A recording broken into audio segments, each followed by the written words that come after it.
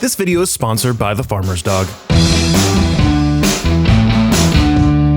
The early 2000s were a transformational time for the industry, with an explosive movement from film to digital, and from practical sets to, in some cases, fully digital sets. And please, don't get me wrong, that transition to digital allowed for groundbreaking films and stories to be told in a way that wasn't possible before. And that, as with any change, came with the good and the bad. But this is the time period that Lemony Snicket's A Series of Unfortunate Events found itself in, at the tail end of a golden age of practical sets, and could be considered as perhaps one of the last major fantasy films of its kind to commit almost entirely to building its world by hand, augmented of course with the up-and-coming digital VFX of its day. We're basically creating a world. I mean, it really comes to that. There really isn't a property of this world that's not going to be handmade, and that's terrific, but it just means you can't leave any stone unturned.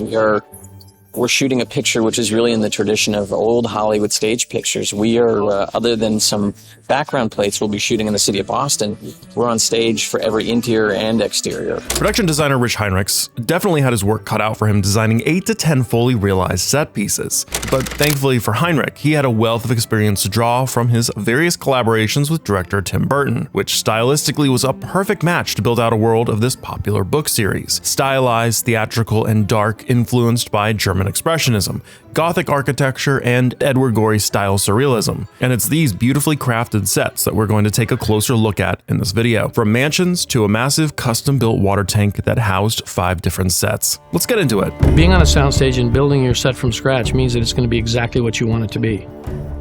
Now, and you can control the elements in terms of sound, in terms of light, in terms of everything. But though they had absolute control on every aspect of the environment and lighting, that level of control came at the cost of having to build everything. When you're on a practical location, obviously, you have to contend with much more so with airplanes and traffic noises and all those kinds of things. And you probably always have to compromise just a little bit, even if you take it and manipulate it. In terms of the actual control and the actual design of the movie, this is much, much more difficult. And their plan was ambitious. They wanted to create not only a massive indoor water soundstage, but they wanted to be able to build 5 different sets on that same stage. And they needed to be there simultaneously because we did not have the time to shoot one thing, tear that set down, put up another set, and shoot that. Unfortunately for the team, they quickly realized that all of the largest sound stages in Hollywood were booked during the time they would be filming. So the team found a solution in an unlikely place, a defunct NASA facility in Downey, California, that was in the process of being converted into a studio warehouse. And it was still very much in the process of being converted. At this time, it was just a 275,000 square foot tin shed filled with dirt, a shuttle mock-up, and not much else. But the production team and director saw the potential to utilize its massive footprint. The main problem wasn't how large of an area it was, but with how much room they had to work with going up. It was only about 33 feet of vertical space they had to work with, and that really wasn't going to cut it for their planned water tank that would almost be 10 to 12 feet deep in certain spots, leaving them with little room for any building, lighting, and other set pieces. So, they decided to dig. If there was a way to go through the floor and create a tank and create our own lake for all of these scenes that are centered around water, he said, this could really be really terrific. By digging into the ground and engineering a custom reservoir, they transformed that empty warehouse into a massive, controllable aquatic stage. But even during construction, they were still trying to solve some production headaches around the preferred filming style of the DP, Emmanuel Lubezki, who is widely known for his use of wide-angle lenses and naturalistic lighting. And for those who are not aware of his work, some more mainstream examples are The Revenant and Gravity. And even though he would leave towards the end of the production to begin his work on Terrence Malick's film, The New World, the film still retained much of Lubezki's signature style.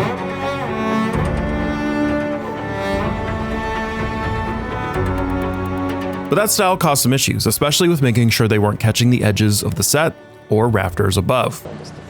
It's a deal creating a world on a soundstage and working with a director of photography who uses very wide lenses. where our teasers and backings fail us up above. I'm hoping that, I'm sure that blends will happen at those points. To mitigate this issue, they would add in backings and giant painted canvases around the entire set that would simulate a believable horizon line. For example, for the Lake Lachrymose or Briny Beach sets, they were designed to meet water visually at the horizon, giving the illusion of depth and distance. And for the lighting up above, they used teasers, pieces of fabric they would hang up above to hide the lights and ceiling, helping to maintain the illusion of a sky above. But despite all of these practical tricks, they still ran into certain issues. If it's above the action, if there's nothing to be wrote. Well, above the action, that's not a problem. How many shots are you talking about? That's the other thing. I mean, it economizes if you have a lot of. And if you get so wide, it's going to be a visual effect shot anyway. If you get wider, this is what I was talking about with Kim yesterday. Was suddenly you get into that weird place where, because you want to make it work here, and it's just that little moment of, okay, at what point are you now burning up the clock? Leading them to consult with the VFX department to see if they would be able to easily add in extensions in post. It's been virtually impossible to not depend at some point on visual effects coming in and actually just extending the set a little bit. Now that they figured out these technical hurdles, they finally got ready to add in the water. 2.5 million gallons of water, to be precise. Building sets is actually a lot of fun, even if it's a small set. Over the years, I've gotten to build a lot of my own sets to include in videos, like this spaceship cockpit I built for our Interstellar video, or this dig site we use for our Jurassic Park video. And as you can see, my dog has ended up in a lot of these videos.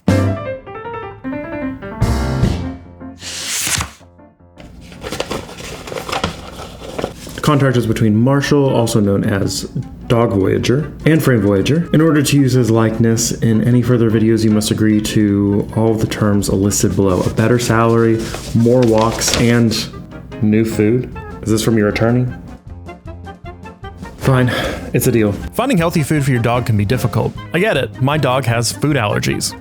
Thankfully, today's sponsor, The Farmer's Dog, makes navigating finding fresh and healthy food for your dog really easy. All you have to do is take a quick quiz about your dog and put in all the relevant information. They ship it over quickly to you and provide all of the pre-portioned food, a personalized feeding guide with your dog's name on everything, a freezer bag, and a reusable storage container to put the food in while in the fridge. They even provide a transition guide for your dog to go from kibble to their new food, which is really important to follow the steps to slowly get them used to it. And Marshall, well, he didn't take long to get right to eating it. The whole experience is really easy and customizable, and I really recommend trying it out with your dog today. Get 50% off your first box of freshly made healthy food by using my link, plus you get free shipping and 24/7 customer support. To check that out, click the link in the description or scan the QR code below. Now, let's get back to some set designs.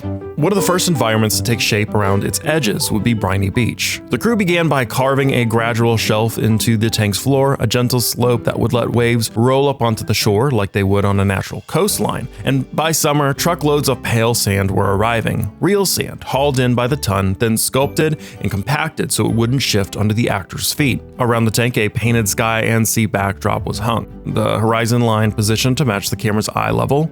Above it all, more than 1,500 space lights were rigged in a grid across the rafters, giving the art department total control over the time of day. Suspicious fires, carnivorous leeches, Italian food, and secret organizations. By the time filming began that winter, Briny Beach felt like a real windswept coastline, even though just beyond the frame there was only concrete scaffolding and the echo of a soundstage. I'm very, very sorry to tell you this, but your parents have perished in a fire that's destroyed your entire home. Not long after Briny Beach was complete, the crew turned their attention to the largest and most ambitious environment in the entire film, Lake Lachrymose. And this was something that they had tested on a smaller scale before. So we're trying to get camera tests with Chivo and with Brad looking at it, and Rick Heinrichs, to find out how we would put our clouds and our teasers and what atmosphere we'll be using and how the boats are going to look. And so even though water doesn't scale as good as we'd like it to, this gives us an idea of what we're really going to get when we look across a horizon. So primarily reflections, horizon, and what the set will look like off into infinity. Like the gentle slope of the beach, this set needed deep water for boats, docks, and the looming danger of a cliffside collapse. The same Downey tank was redressed and expanded, with the entire sections transformed into rocky shorelines, floating piers, and the entrance to Curl Cave. And the waters calmed. The Baudelaires couldn't help but feel a small sense of accomplishment.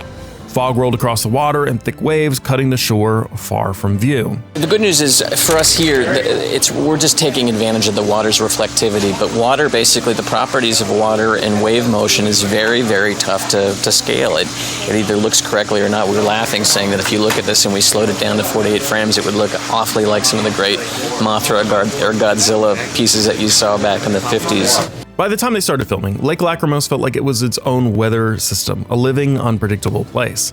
But like Briny Beach, it was built by hand inside a warehouse where it never had any real sunlight. The real set that we will be shooting on is 2.5 acres. It's over 2.5 million gallons, and it's a tank that we custom put in for this movie. And we're going to do the same thing that you see here, but on that giant scale. And I would rather fail with this much water than with 2.5 million gallons. And even with all of these awesome practical elements, they would still have to rely on some digital effects in the end. And that's just the reality of a stage like this. There will always be tweaks to make. Like for this lake scene, the VFX department in the end would have to help fix unforeseen issues. Water damage that occurred to the backing during the filming required some of those touch-ups to fix various spots in the background and horizon line, but that wasn't the only issue. Event that happened where the ropes pushed into the paint and we had these vertical lines through an entire scene, and in 75 shots, we had to digitally go in and paint out all of those rope marks, and you saw the rope marks reflected in the water. So you have moving water that we had to remove out, and the horizon had to be corrected. Even if they did do some touch-ups in post-production, it is really a remarkable sequence. I missed you guys. Looks like you could use a little assistance. For Lake Lachrymose, the filmmakers needed more than just open water. They needed a place for the characters to arrive, depart, and overhear strange rumors about what lurked beneath the surface. The place was Damocles Dock. It featured a full-sized pier that stretched out over the water, complete with weathered wood planks, thick mooring posts, and battered signage of a lakeside town.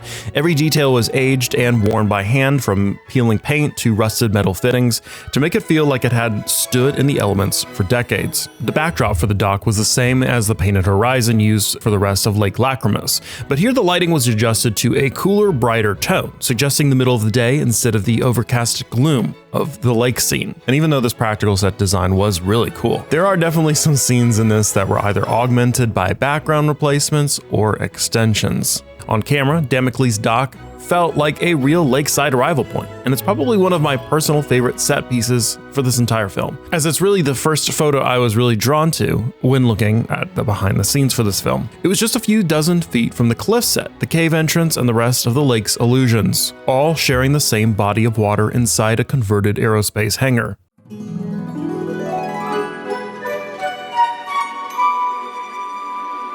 Now, one corner of the Downey facility wasn't water at all. It was the rural train crossing where the Baudelaire's path takes another turn.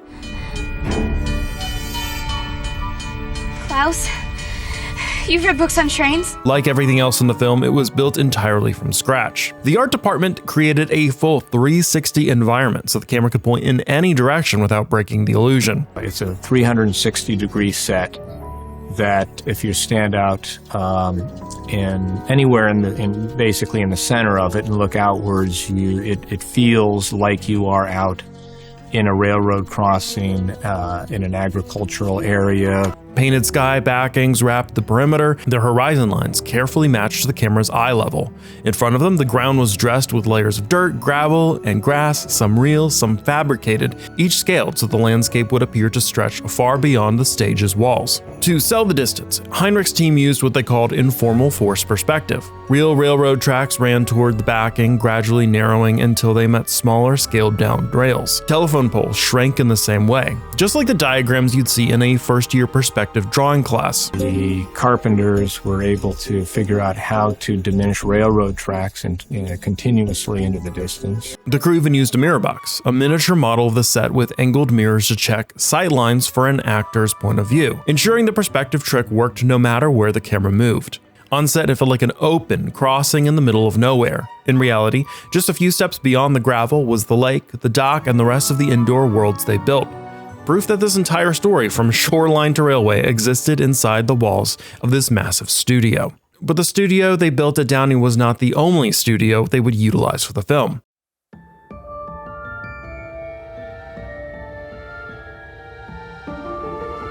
When you're approaching a set like Count Olaf's, there are certain kind of iconic, scary images that are hard to avoid. There's a kind of a Victorian haunted house look, but at the same time, we wanted to give it a cobbled-together feel so that it wasn't a kind of a off-the-shelf, out-of-the-catalog Victorian house. Count Olaf's mansion wasn't just a house, it was a performance in architecture, you could say, built across 2 full sound stages at Paramount. The design began with a familiar silhouette of a Victorian home, and then deliberately tore it apart. Olaf's house has to be kind of spooky and scary and odd and yet alluring. Inside, the theme was vanity and watchfulness. The eye motif threaded through every room, carved into furniture, built into chandeliers, and even stitched into upholstery. Much of that furniture was made from scratch. A couch bought from a Victorian antique shop in Santa Monica was stripped, reupholstered, and fitted with sculpted wooden eyes. Just about everything in his house was custom made. Dining tables were reinforced so Jim Carrey could climb and dance across them in character.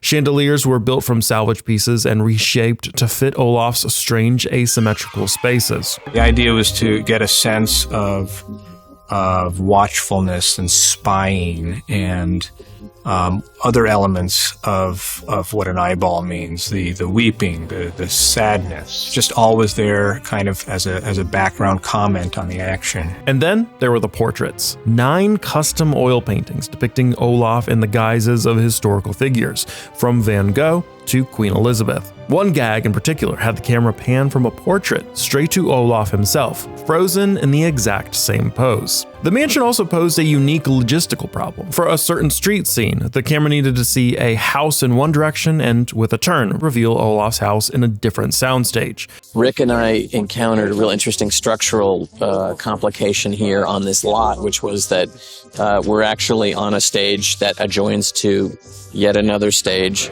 The 2 sound stages were separated by a massive set of steel and concrete doors, creating a visual dead zone between them. Almost a tunnel looking through that they were not expecting. We were told they could be removed, but it didn't remove the fact that you actually had what amounted to a huge cement bridge. So instead of trying to hide it, Heinrichs and the crew turned it into part of the design. Well, I was just thinking, what if it was like a railroad overpass? Exactly. What if it's a railroad overpass?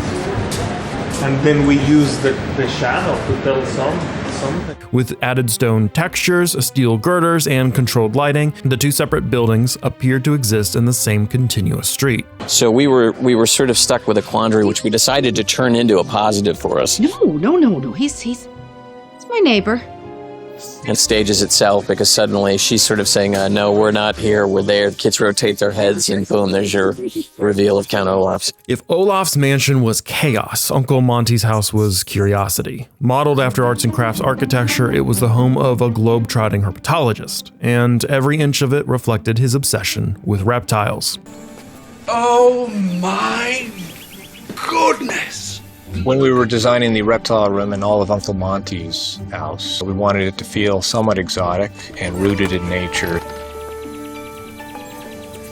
Do you know what kind of scientist he is? The exterior was surrounded by a jungle-like canopy with branches and foliage twisting with snakes overhead.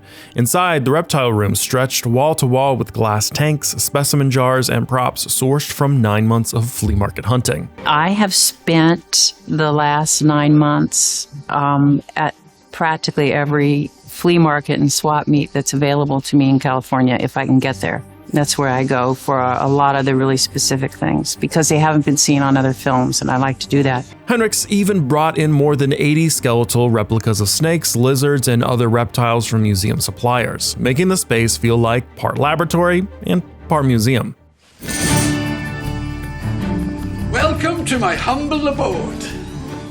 Snake imagery appeared everywhere, in arched doorways shaped like scales, in window panes patterned like reptile skin, even the carpet, which was custom woven with winding serpentine designs. We wanted it to be in a tree canopy that had a lot of very sinuous, snake-like shapes in them, and we extended that onto the interior as well. All this really cool design was perfect to match the character of Monty's eccentric, warm personality, and it was a place full of treasures, scientific wonders, and just enough clutter to make it feel lived in.